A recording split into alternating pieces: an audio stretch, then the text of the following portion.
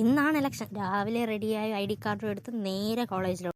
എല്ലാ വർഷത്തെ പോലെ ഈ വർഷം ഉണ്ടായിരുന്നു മുട്ടായി മീനും എല്ലാം. അതെല്ലാം മേടിച്ച് ഞാൻ നേരെ കോളേജിലോട്ട് പോയി. 10 മണി തൊട്ട് 1 മണി വരെയാണ് വോട്ടിംഗ് ടൈം. ഈ വോട്ടിംഗ് ടൈം തീരുന്നത് വരെ എല്ലാവരും വർക്ക് എടുക്കും. കുറേ നേരം നിന്ന് ഗേറ്റിന് വെളിയിൽ നിന്ന് വർക്ക് എടുത്തിട്ട് എല്ലാ കുട്ടികളും കോളേജിനകത്ത് കയറി എന്ന് ഉറപ്പാക്കി കഴിഞ്ഞ് നേരെ എല്ലാ ബൂത്തുകളിലും പോയി വർക്ക് എടുക്കും. ഞാൻ വോട്ടിടാൻ എൻ്റെ ബൂത്തിൽ ചെന്നപ്പോൾ അവിടെ പെട്ടി സീൽ ചെയ്യുന്നതേ ഉണ്ടായിരുന്നുള്ളൂ. അവിടെ നിന്ന് കുറച്ച് നേരം നോക്കി പെട്ടി സീൽ ചെയ്യുന്നതും കണ്ടിട്ട് ഞാനും വോട്ടിടാൻ കയറി. കഴിഞ്ഞ വർഷം അതിന് മുമ്പിലത്തെ വർഷം ഈ വർഷം ഞാനാണ് എൻ്റെ ബൂത്തിൽ ഫസ്റ്റ് വോട്ടിടുന്നത്. എന്തോ ലാസ്റ്റ് വർഷവും എനിക്ക് അങ്ങനെ നേടണം എന്നൊരാഗ്രഹം ഉള്ളതുകൊണ്ടാണ് നേരത്തെ തന്നെ ഇങ്ങ് വന്നത്.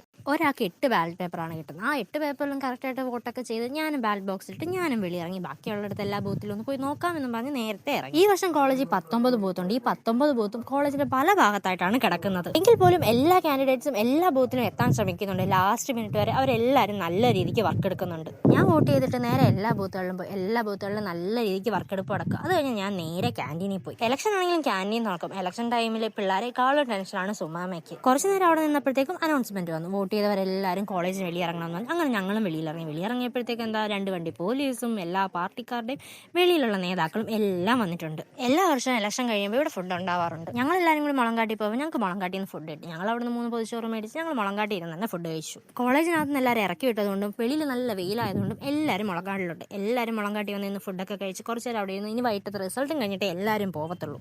റിസൾട്ട് അപ്പം വരും നോക്കിയാണ് 2 ടീംസ് ഒഴിക്കുന്നത്. 2 പേരുടെ മൊത്തം നല്ല ടെൻഷനും ഉണ്ട്. റിസൾട്ട് എന്തായെന്നും ഇതിന്റെ ബാക്കി എന്താണെന്നും ഞാൻ അടുത്ത പാർട്ടി ഇടാവേ.